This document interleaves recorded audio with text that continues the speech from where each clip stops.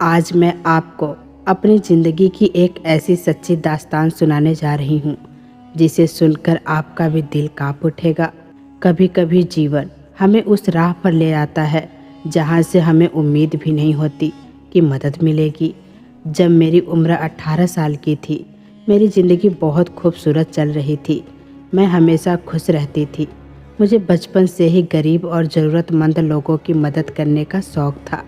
किसी को तकलीफ़ में देखकर मेरा दिल बेचैन हो जाता था। शायद दूसरों का दर्द देखकर मुझे अपनी तकलीफ़ें छोटी लगती थी। जब मैं सिर्फ 15 साल की थी, तभी मेरी माँ का देहांत हो गया था। मेरे पापा का बहुत बड़ा बिजनेस था, इसीलिए हमारे घर में किसी चीज़ की कमी नहीं थी। फिर भी मैंने नौकरी सिर्फ अपने शौक़ के लिए चुनी थी। मुझे बच्चों को पढ़ाना अच्छा लगता था। मेरे एक बड़े भाई थे जिनकी शादी की जिम्मेदारी पापा उठा रहे थे। आखिरकार पापा ने भैया के लिए एक अच्छी लड़की ढूंढी ली और उनकी शादी हो गई थी। मुझे लगा भाभी के आने से मुझे एक साथी मिल जाएगा, मगर वो हमेशा अपनी दुनिया में खोई रहती थी। पापा बिजनेस में व्यस्त रहते और भैया भी उन्हीं के साथ बिजी हो जाते। मैं स्कूल पढ़ाने जाती और अपने कामों में लगी रहती। एक दिन स्कूल से लौटते वक्त मेरी नज़र सड़क किनारे बैठी एक लड़की पर पड़ी। वो 10 या 12 साल की बेहद मासूम और खूबसूरत लड़की थी, लेकिन आंसुओं से भरी हुई। मैं तुरंत अपनी गाड़ी से उतरी और उसके पास जाकर पूछा, क्या हुआ, क्यों रो रही हो? वो हिचकते हुए बोली, दीदी, मुझे बहुत भूख लगी है। मेरी असली माँ अब इस दुनिया में नहीं है। मेरे पापा ने दूसरी शादी कर ली है। मेरी सौतेली माँ मेरे साथ बहुत बुरा व्यवहार करती है। पापा जब घर पर होते हैं तो वो मेरे साथ अच्छे से पेश आती हैं, लेकिन पापा के जाते ही मुझे नौकरानी समझकर सारे काम करवाती हैं। पापा फ़िलहाल नौकरी के सिलसिले में बाहर शहर गए हैं और तब से उसने मेरा जीना दुश्वार किया है। मैं सुबह सुबह घर के सारे काम निपटाकर स्कूल जाती हूँ। मुझे पढ़ाई का बहुत शौक़ है। मैं डॉक्टर बनना चाहती हूँ, लेकिन सौतेली माँ मुझे धमकाती है कि अगर स्कूल गई तो खाना नहीं मिलेगा। पिछले 3 दिन से उसने मुझे कुछ खाने को नहीं दिया है। भूख से मेरा बुरा हाल है, मगर मैं पढ़ाई छोड़ना नहीं चाहती। उसकी बातें सुनकर मेरा दिल पिघल गया। मैंने तुरंत कहा, चिंता मत करो, चलो मेरे साथ। मैं उसे पास के एक रेस्टोरेंट में ले गई और भर पेट खाना खिलाया। खाना खाते समय उसकी आंखों में चमक लौट आई। वो बार बार मेरे हाथ जोड़कर दुआएं दे रही थी। दीदी, भगवान आपका भला करे।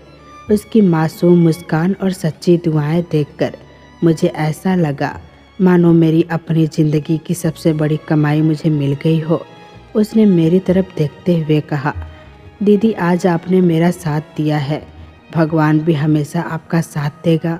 यह कहते कहते अचानक उसकी आंखों से आंसू बह निकले। मैंने तुरंत पूछा, क्या हुआ, अब क्यों रो रही हो? तुम्हें तो अभी भरपेट खाना मिल गया है, अब आंसू नहीं। चेहरे पर मुस्कान लाओ और पूरी तसल्ली से अपनी पढ़ाई पर ध्यान दो। वो बच्ची बोली, दीदी, आज तो आपने मुझे खाना खिला दिया, लेकिन मेरी सौतेली माँ तो रोज़ रोज़ यही सज़ा देती है। जब मैं घर जाऊंगी और वो मुझे स्कूल की ड्रेस में देखेगी तो फिर नाराज़ होगी और खाना भी नहीं देगी। मेरी ज़िंदगी तो इसी तरह गुजर रही है। मैं तो बस यही प्रार्थना करती हूँ कि पापा जल्दी लौट आए। वो चाहते हैं कि मैं पढ़ लिख कर कुछ बनूँ, लेकिन मेरी सौतेली माँ उनके सामने तो फरिश्ता बनकर दिखती है और पीछे मुझे नौकरानी बना देती है। मैंने उससे कहा, तो तुम अपने पापा को सब कुछ बता क्यों नहीं देती? आखिर कब तक चुप रहोगी? उसने उदास होकर जवाब दिया, दीदी, आप मेरी सौतेली माँ को नहीं जानती। मैंने कई बार पापा से शिकायत करने की कोशिश की है, लेकिन बाद में उन्होंने मेरे साथ बहुत बुरा किया। मैं सब सह सकती हूँ, मगर अपने सपने को नहीं छोड़ सकती। दीदी, एक दिन मैं डॉक्टर ज़रूर बनूंगी, चाहे मुझे कितनी भी मुश्किलें झेलनी पड़े। उसकी आंखों में सपनों की एक अटूट चमक थी। वो जज्बा देखकर मुझे लगा कि अगर हमारे समाज की हर लड़की के अंदर इतनी हिम्मत आ जाए तो कोई ताकत उसे आगे बढ़ने से रोक ही नहीं सकती। इतने में मेरा फ़ोन बजने लगा। देखा तो घर से बार बार कॉल्स आ रहे थे। मैंने उससे कहा, तुम यहीं बैठो, जो खाना चाहो खा लो, मैं बिल चुका दूंगी, लेकिन अब मुझे घर लौटना होगा। मैं भी एक स्कूल में बच्चों को पढ़ाती हूँ और मुझे देर हो रही है। यह कहकर मैं वहाँ से निकल गई। अगले दिन फिर वही बच्ची सड़क किनारे उदास बैठी दिखाई दी। इस बार मैंने उसे बाहर का खाना नहीं दिया, बल्कि अपना लंच टिफ़िन खोलकर उसके सामने रख दिया। उसने चाव से खाया और ढेर सारी दुआएं दी। धीरे धीरे यह सिलसिला आदत बन गया। मैं रोज़ स्कूल में अपना खाना नहीं खाती और छुट्टी के बाद उसे दे देती। अब तो वो बच्ची भी मुझे देखने के लिए सड़क पर इंतज़ार करने लगी थी। उसकी आंखों में मुझे देखकर उम्मीद की चमक आ जाती। घर की तरफ से मेरा लगाव अब कम होता जा रहा था। भाभी बेहद घमंडी थी, उन्हें किसी की परवाह नहीं थी। भैया भी उनके रंग में ढल चुके थे। मुझे फर्क नहीं पड़ा, क्योंकि पापा मुझे सबसे ज़्यादा चाहते थे। लेकिन एक दिन मेरी खुशियों पर मानो पहाड़ टूट पड़ा। स्कूल में पढ़ाते वक्त मेरा फ़ोन साइलेंट पर था और घर से ढेरों कॉल्स आ रहे थे, पर मुझे पता ही नहीं चला। जैसे ही क्लास ख़त्म हुई और मैंने मोबाइल देखा तो मिस्ड कॉल की लंबी लिस्ट देखकर हैरान रह गई। मैंने तुरंत बैक कॉल किया और यह सुनकर मेरे पैरों तले से ज़मीन खिसक गई कि पापा की तबीयत अचानक बिगड़ गई है और उन्हें अस्पताल ले जाया गया है। मैं बुरी तरह घबरा गई और तुरंत घर के लिए निकल पड़ी। घर पहुंचते ही पता चला कि पापा को अस्पताल में भर्ती करा दिया गया है। मैं तुरंत घर से अस्पताल के लिए निकल गई, लेकिन वहां पहुंचते ही मुझे यह दर्दनाक खबर मिली कि पापा कुछ ही पल पहले इस दुनिया को अलविदा कह गए। उनके आखिरी शब्द यही थे कि वो मुझे याद कर रहे थे। वो दिन मेरी ज़िंदगी का सबसे काला दिन था, क्योंकि उसी पल से मेरी खुशियाँ मुझसे हमेशा के लिए छिन गई। मैं पापा की मौत पर बेसुध होकर रो पड़ी। वो सिर्फ मेरे पिता नहीं थे, बल्कि माँ की जगह भी उन्होंने पूरी ज़िंदगी भरी थी। चाहे वो अपने बिजनेस में कितने भी व्यस्त क्यों ना रहे हों, लेकिन मेरी छोटी छोटी ज़रूरतों और खुशियों को उन्होंने हमेशा पूरा किया था। भैया तो शादी के बाद बदल गए थे और भाभी कभी मेरे करीब ही नहीं आई थी, लेकिन पापा ही थे जिन्होंने मुझे कभी अकेला महसूस नहीं होने दिया। और आज वही इंसान जो मेरी पूरी दुनिया थे, मुझसे दूर चले गए। पापा की मौत का गहरा सदमा मुझे लंबे समय तक रहा। मैंने स्कूल जाना छोड़ दिया था और ज़्यादातर वक्त अपने कमरे में बंद रहकर आंसू बहाती रहती थी। मेरे चेहरे की मुस्कुराहट जैसे हमेशा के लिए खो गई थी। भाभी मेरी इस हालत को देखकर भी परेशान नहीं होती थी, बल्कि उन्होंने तो अपने दोस्तों को घर बुलाना शुरू कर दिया। पापा के न रहने से अब उन्हें कोई रोकने टोकने वाला नहीं था। भैया ऑफिस जाने लगे थे और मैं कमरे में बंद गम में डूबी रहती थी। धीरे धीरे घर का माहौल बदल गया। भाभी अपने दोस्तों के साथ घर में पार्टियां करने लगी। एक दिन मैं अपने कमरे में थी, तभी बहुत तेज़ म्यूजिक की आवाज़ आई। जब बाहर आकर देखा तो हॉल में भाभी और उनकी सहेलियां गाने बजाकर नाच रही थी। मैं गुस्से से आगे बढ़ी और सीधे म्यूजिक सिस्टम बंद कर दिया। मैंने कहा, भाभी आपको शर्म नहीं आती? अभी पापा को गुजरे हुए कुछ ही दिन हुए हैं और आप घर में नाच गाना कर रही हैं। भाभी ने बेहिचक जवाब दिया, तो क्या तुम्हारी तरह बैठकर रोती रहूं? वो तुम्हारे पिता थे, मेरे नहीं। उनकी ये बातें सुनकर मेरा दिल टूट गया। मैंने कहा, भाभी ये कैसी बातें कर रही हो? पापा आपके ससुर थे और उन्होंने हमेशा आपको बेटी की तरह माना था। ऐसे शब्द उनके लिए इस्तेमाल करना ठीक नहीं। अगर भैया को यह सब पता चला तो सोचिए उन्हें कितना दुख होगा। भाभी हंसते हुए बोली, तुम्हें क्या लगता है भैया को बताने से मैं डर जाऊंगी? उनसे पहले मैं ही सब कुछ कह दूंगी। और याद रखना, अगर तुमने आगे मेरे किसी भी काम में दखल दिया तो तुम्हारे लिए मैं सबसे बड़ी मुसीबत बन जाऊंगी। इतना कहकर उन्होंने टेबल पर रखा गिलास उठाया। मैं यह देखकर दंग रह गई, क्योंकि उसमें शराब थी। उनकी बाकी सहेलियों के हाथ में भी शराब थे। मैंने हैरानी से कहा, भाभी आप हमारे घर में शराब पी रही हो? इस घर में आज तक किसी ने ऐसा नहीं किया। वो बोली, तुम्हारे घर वालों ने नहीं पिया होगा, लेकिन मैं तो शुरू से ही पीती आई हूँ। मैंने उनके हाथ से गिलास छीनने की कोशिश की, मगर उन्होंने गुस्से में मुझे ज़ोर से थप्पड़ मार दिया और नौकर से कहकर मुझे ज़बरदस्ती कमरे में भेज दिया। जाते जाते बोली, रुको, आने दो तुम्हारे भैया को, आज मैं तुम्हें सबक सिखाऊंगी। मैं अपने कमरे में जाकर फूट फूट कर रोने लगी। मुझे पहले से पता था कि भाभी अच्छी इंसान नहीं है, लेकिन ये देख कर कि वो शराब और पार्टी करके हमारे घर की इज्जत मिट्टी में मिला रही हैं, मेरा खून खौल उठा। रात को जब भैया लौटे तो घर में हंगामा मचा हुआ था। शोर सुनकर मैं भी बाहर आई, लेकिन बाहर आते ही भैया ने मुझे डांटते हुए कहा, आज तुमने मेरी पत्नी को और उसके दोस्तों के सामने बेइज्जत किया है। मैंने देखा कि भाभी की आंखों से आंसू बह रहे थे। मैंने घबरा कर कहा, भैया, मैंने भाभी की कोई बेइज्जती नहीं की। लेकिन भैया गुस्से में बोले, देखो, इन्हें जब से मैं ऑफिस से लौटा हूँ ये लगातार रो रही है। इसके दोस्तों ने भी मुझे फ़ोन करके बताया कि तुम्हारी बहन बहुत बदतमीज़ है। उसने सबके सामने तुम्हारी पत्नी पर हाथ उठाया। बताओ, क्या सब लोग झूठ बोल रहे हैं? भैया की ये बातें सुनकर मेरे पैरों तले से ज़मीन खिसक गई। मैंने कभी सपने में भी नहीं सोचा था कि भाभी के झूठ पर भैया इस कदर भरोसा कर लेंगे। असल में तो हाथ उन्होंने मुझ पर उठाया था, लेकिन सज़ा मुझे मिल रही थी। उस दिन ही भैया ने तय कर लिया कि मेरी जल्द से जल्द शादी कर दी जाएगी, और वाकई कुछ ही दिनों में भाभी अपनी चाल में कामयाब हो गई। मेरी शादी एक ऐसे परिवार में कर दी गई जहां अगर पापा जिंदा होते तो कभी भी मेरी शादी वहां नहीं करते। जिस घर में मेरी शादी हुई वो एक साधारण मिडिल क्लास परिवार था। वहां मेरे पति, उनकी माँ और उनका छोटा भाई रहते थे। ऊपर ऊपर से सब कुछ ठीक था, लेकिन सच्चाई कुछ और ही थी। मेरे पति अक्सर मेरी खूबसूरती की तारीफ करते।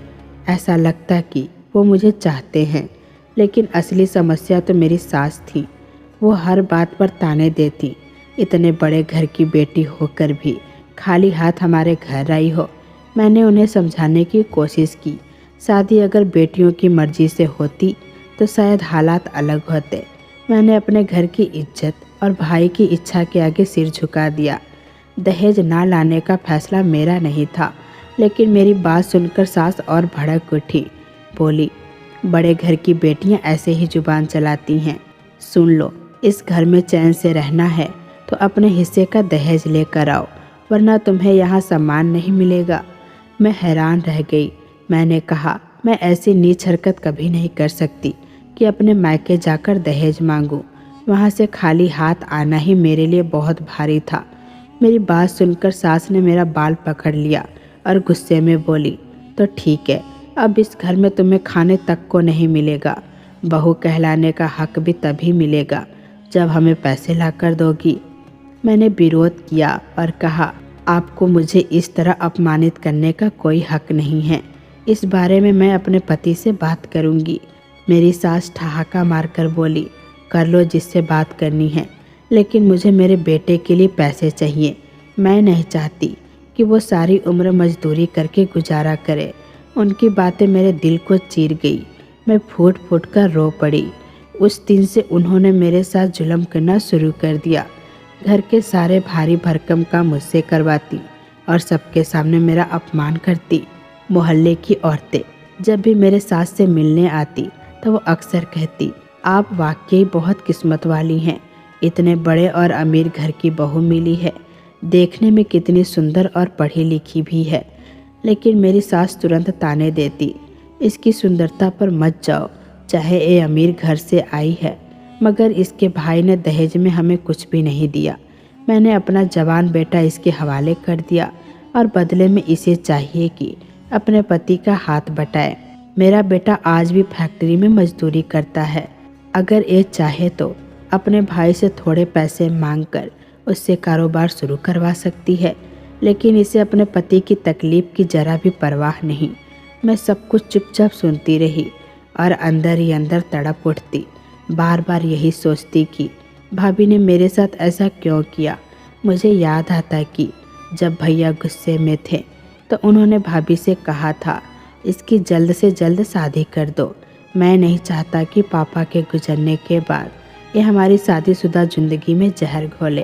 भैया को गलत फहमी थी कि मैं उनका और भाभी का रिश्ता बिगाड़ना चाहती हूँ, लेकिन असल में उन्होंने मेरी पूरी ज़िंदगी बर्बाद कर दी थी। जब मैं अपने पति से सास की बातें बताती तो वो कहते, माँ कुछ गलत नहीं कह रही, अगर तुम अपने भाई से कारोबार के लिए थोड़े पैसे मंगवा लो तो इसमें क्या बुराई है, आखिर तुम्हारा हक ही तो है, वैसे भी तुम्हें दहेज में कुछ नहीं मिला। उनकी बातें सुनकर मेरा दिल टूट जाता।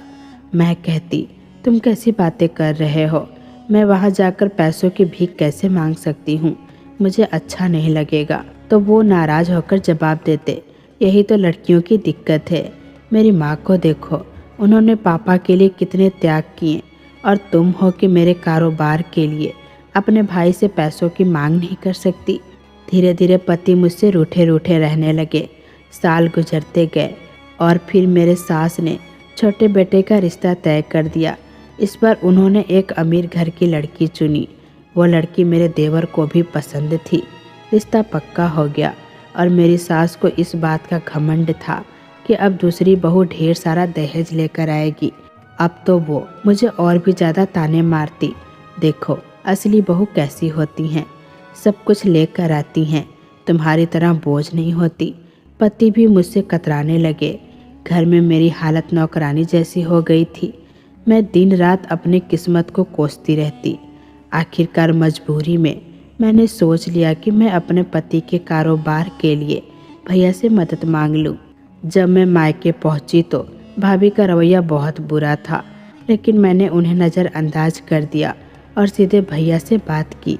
मैंने सारा हाल बताया तो भैया ने ठंडे लहजे में कहा, माफ़ करना, मैं तुम्हें पैसे नहीं दे सकता। तुम्हारी सास जैसी औरत को अगर मैंने आज पैसे दे दिए तो कल फिर वो तुम्हें भेज देगी। उसे कहना कि अपने बेटे को मेहनत करना सिखाए, मेहनत से ही कारोबार खड़ा होता है। हर बात के लिए हमारे पास पैसे पर निर्भर रहना ज़रूरी नहीं।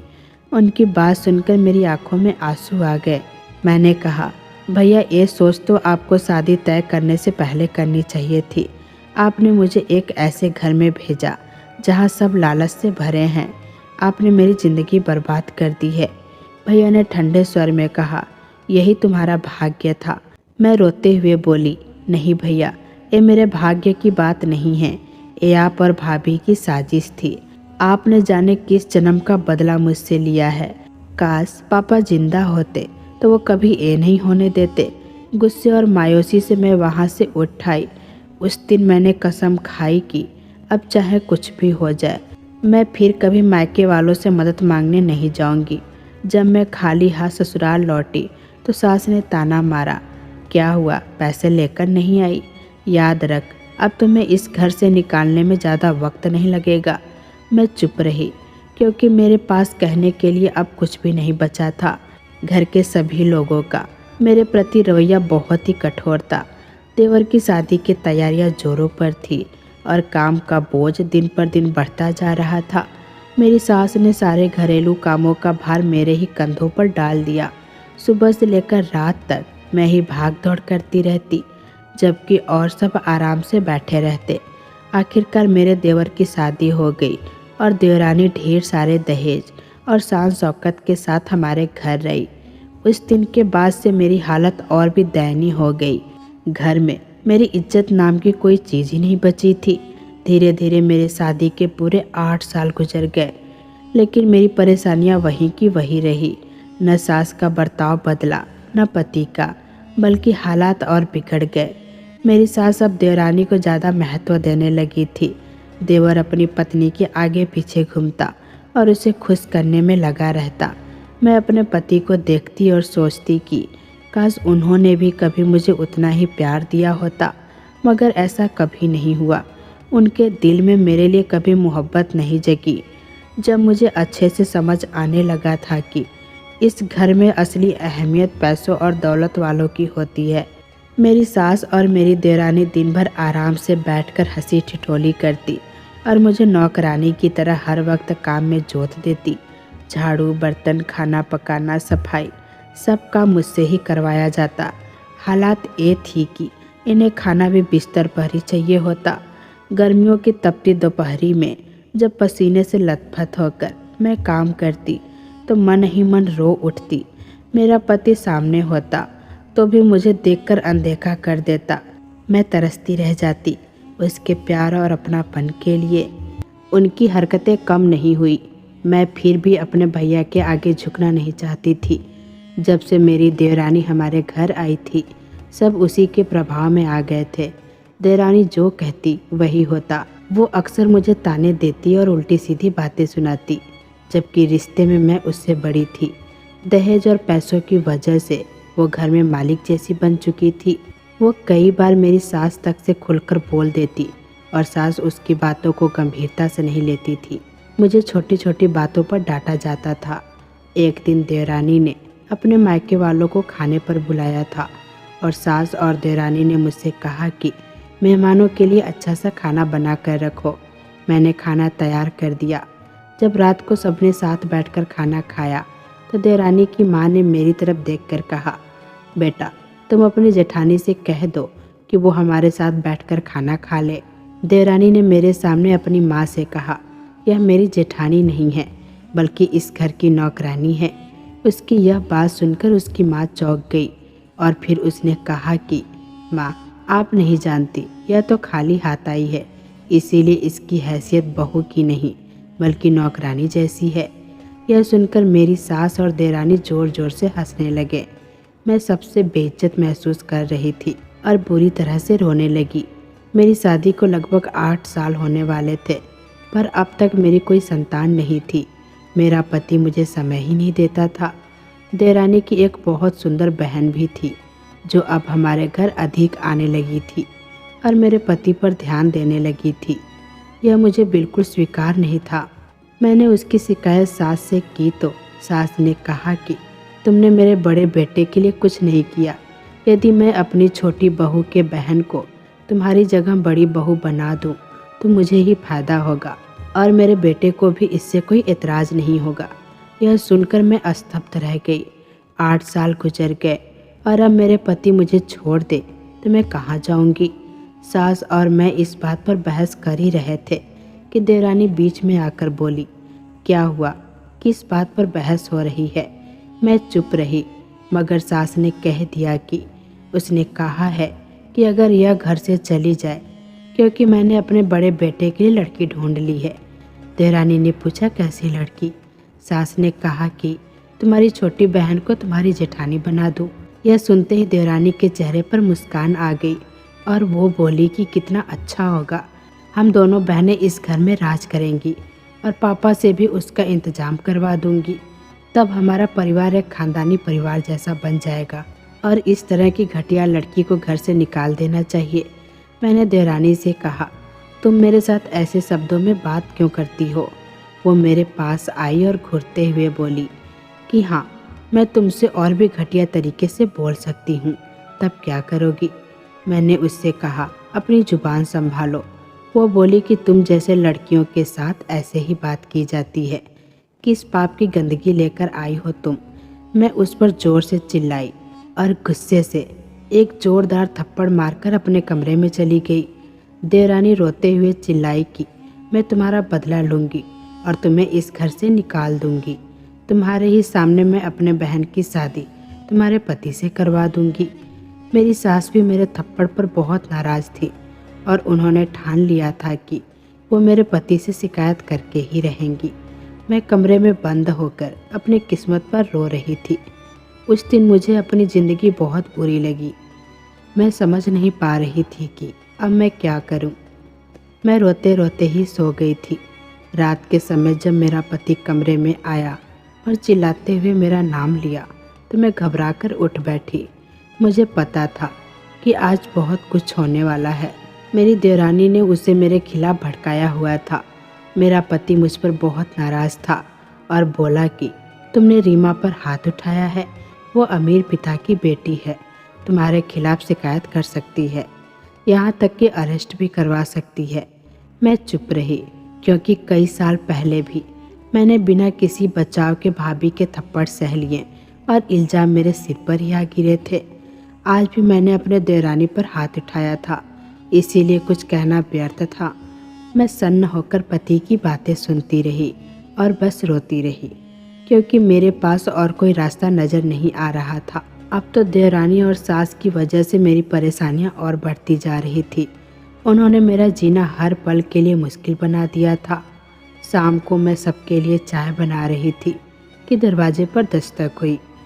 दरवाज़ा खोलते ही डिलीवरी बॉय खड़ा था और वो देवरानी का नाम पूछ रहा था। कह रहा था कि उनके लिए एक पार्सल आया है। मैंने देवरानी को बुलाया तो वो तुरंत पार्सल लेने आई और दरवाजे पर से मुझे हटाकर कह दिया, तुम जाकर अपना काम करो। मैं वहाँ से हट गई और काम में लग गई। मुझे यह नहीं मालूम था कि उसने क्या मंगवाया है।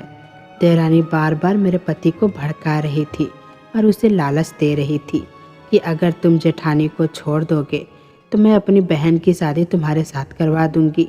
पर मेरे पति के दिल में मेरे लिए कम से कम थोड़ी सी सहानुभूति अभी बची थी। इसीलिए मेरी सास और देवरानी की सारी घोरियां होने के बावजूद भी वो मुझे तलाक नहीं दे रहा था। मैं इन सब से तंग आ चुकी थी, पर उस दिन मन में एक अजीब सी बेचैनी महसूस हो रही थी। भूख नहीं थी, पर सोच रखा था कि बाकी सब लोग खाना खाकर सो चुके हैं, मैं भी खाना खाकर आराम कर लूँगी। घर वालों के साथ खाना बैठकर खाने की मुझे अनुमति ही नहीं थी, इसीलिए मैं अक्सर अकेले किचन में ही खा लेती थी। जैसे ही मैं अपने लिए खाना निकाल कर खाने लगी, सास ने किसी काम से बुलाया। जब मैं गई तो वो मुझसे दवा मांग ली। दवा देकर मैं किचन में लौटी तो यह देखकर चौंक गई कि देवरानी किचन से बाहर निकल रही थी। वो कभी किचन में कदम नहीं रखती थी। हर बार जो चाहिए होता उसे मैं ही परोस देती थी, इसीलिए उसका अचानक आना अजीब लगा। वो मुझे धड़क कर घूरती हुई कमरे की ओर चली गई। मैंने खाना खा लिया और बर्तन धोने लगी। तभी मेरी आंखों के सामने अंधकार छाने लगा और भीतर से एक जबरदस्त घबराहट उठने लगी। सब कुछ उलझन में लगने लगा। मुंह से कुछ निकलता सा महसूस हुआ, पर उल्टी नहीं हुई। कमजोरी ने पकड़ ली और आंखों के सामने सब कुछ धुंधला हो गया। अचानक मैं बेहोश हो गई और ज़मीन पर गिर पड़ी। जब होश आया तो पता ही नहीं था कि कब और कैसे मुझे अस्पताल पहुंचा दिया गया था। मेरे चारों ओर कोई नहीं था। मैं अस्पताल के बेड पर पड़ी हुई थी। मैं चिल्लाने लगी। तब एक नर्स आई और मुझे शांत रहने के लिए कहा, लेटी रहो, हम डॉक्टर को बुलाते हैं। थोड़ी देर बाद डॉक्टर आई, चेक किया और मेरी तरफ ध्यान से देखकर बोली, क्या आप मुझे पहचानती हैं? मैंने कहा, आप कौन हैं? मुझे बताइए कि मुझे यहाँ कौन लेकर आया है और मुझे क्या हुआ है। डॉक्टर ने मेरा चेकअप करके गंभीर स्वर में कहा, दरअसल आपको जहर दिया गया था। आप जिंदगी और मौत की जंग में जीतकर आंखें खोल पाई हैं। डॉक्टर की यह बात सुनकर मेरा माथा ठनक सा गया। मैं पूरी तरह सचेत थी और डॉक्टर आगे बोलती रही कि अब तो आपकी हालत ठीक दिख रही है और पुलिस आपके बयान लेने के लिए तैयार है। थोड़ी ही देर में वो पुलिस बुला लेंगी। आपका बयान दर्ज हो जाएगा और अपराधियों तक पहुंच बन जाएगी। यह सुनकर मैं स्तब्ध रह गई और बोली, परंतु मुझे किसी ने जहर नहीं दिया। डॉक्टर ने कहा, दीदी, आप यहाँ 2 दिन से बेहोश पड़ी थी। आपको अस्पताल आपके पति ने लाया था और जब हमने परीक्षण किया तो आपके शरीर में विष पाया गया।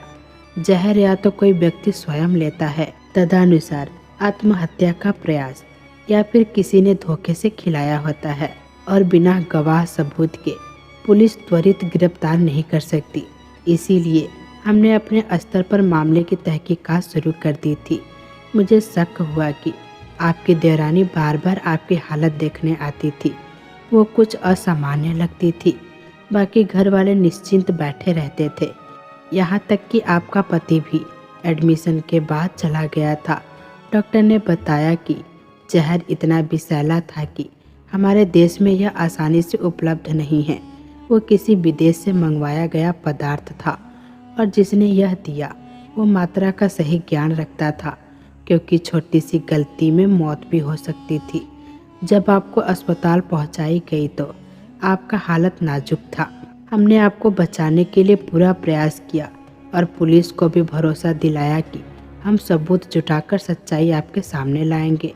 फिर डॉक्टर ने कहा कि जब आपके घर वालों को जहर मिलने की खबर लगी तो आपकी देवरानी मेरे पास आई और मुंह खोलते हुए 2 लाख मुझे थमाकर बोली, तुम किसी भी सूरत में इसे बचाना मत। इलाज के दौरान यह मर जाएगी, फिर केस खत्म हो जाएगा। इस बारे में कुछ मत बताना। मैंने चौंक कर पूछा, तो क्या आप कहना चाहती हैं कि आपने मरीज को मारने की सलाह दी? मेरी बात सुनकर वो पहले तो सक पका गई, फिर धीमे स्वर में बोली, हाँ, मैं उसे जहर देना चाहती थी, पर हालात ऐसे बने कि धोखे से दे दिया। मैंने हैरानी से पूछा, कोई भी किसी को धोखे से जहर कैसे दे सकता है?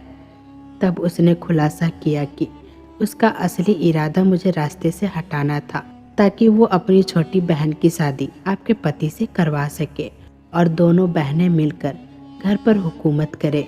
उसने कहा कि आपका पति आपको छोड़ना नहीं चाहता था, इसीलिए उसने जहर देने की साजिश रची। उसकी बातें सुनकर डॉक्टर ने उसे झूठी तसल्ली दी। चिंता मत करो, तुम्हारी जेठानी अब ज़्यादा दिन की मेहमान नहीं है, यह केस यहीं ख़त्म हो जाएगा। लेकिन असल में डॉक्टर ने पहले ही अपना मोबाइल रिकॉर्डर ऑन कर रखा था और पूरी बातचीत रिकॉर्ड कर ली थी। पुलिस को वो रिकॉर्डिंग सौंप दी गई थी, मगर पुलिस आपकी गवाही की इंतज़ार कर रही थी, क्योंकि जहर आपको ज़बरदस्ती नहीं बल्कि खाने में मिलाकर दिया गया था। डॉक्टर की यह सारी बातें सुनकर मेरे पैरों तले से ज़मीन खिसक गई। मेरी अपनी देवरानी ही मुझे मारने पर उतारू थी।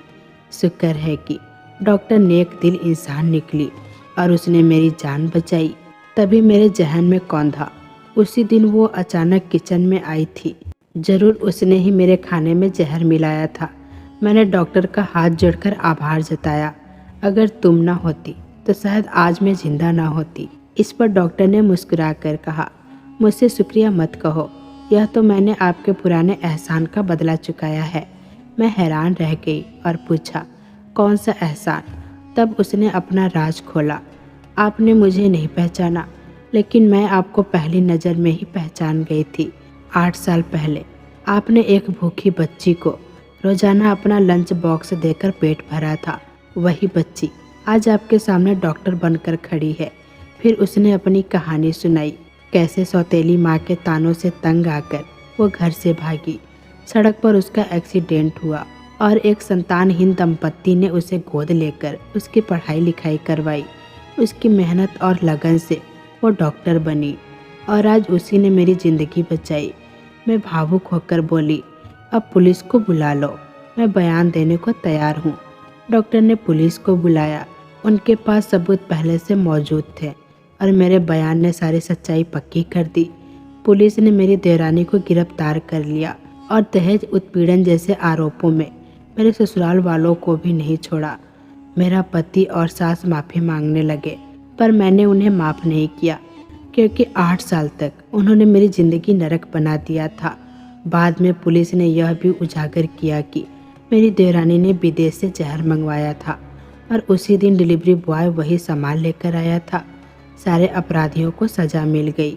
मुझे यह यकीन हो गया कि इंसान जैसा दूसरों के साथ करता है वैसा ही फल पाता है और भलाई करने का इनाम भी किसी न किसी रूप में ज़रूर लौट आता है। डॉक्टर ने मुझे अपनी देखभाल में कुछ दिन अपने घर रखी, फिर मैंने अलग किराए का घर ले लिया। एक दिन किस्मत ने मुझे मेरे पिता के पुराने दोस्त, जो फैमिली लॉयर थे, उनसे मिला दी। उन्होंने मुझे देखते ही पहचान लिया और कहा कि वो सालों से मुझे ढूंढ रहे थे। उन्होंने मुझे एक चौंकाने वाली खबर दी। मेरे पापा ने अपनी आधी संपत्ति मेरे नाम कर दी थी। भाई इस सच्चाई को जानता था, इसीलिए उसने जल्दबाजी में मेरी शादी ऐसे परिवार में कर दी जहां मुझे कभी हक का एहसास ना हो सके। लेकिन पापा के वफादार दोस्त ने मेरी अमानत सालों तक संभाल कर रखी और मेरे हाथों में सौंपी। आज वही जायदाद मेरे अकेलेपन में सहारा बनी। मैंने उसी संपत्ति से एक स्कूल खोला और अपनी ज़िंदगी अपने दम पर जी रही हूँ। मैंने तय कर लिया है कि अब मैं किसी पर निर्भर नहीं रहूँगी और न ही दोबारा शादी करूँगी। अब मैं अच्छी कमाई करती हूँ और खुद के फैसलों से अपनी ज़िंदगी जी रही हूँ। तो दोस्तों, उम्मीद करती हूँ आपको मेरी कहानी पसंद आई होगी। अगर आपको कहानी अच्छी लगी तो वीडियो को लाइक करें, चैनल को सब्सक्राइब करें और नोटिफिकेशन बेल दबाना ना भूलें ताकि अगली कहानी आप तक सबसे पहले पहुंचे।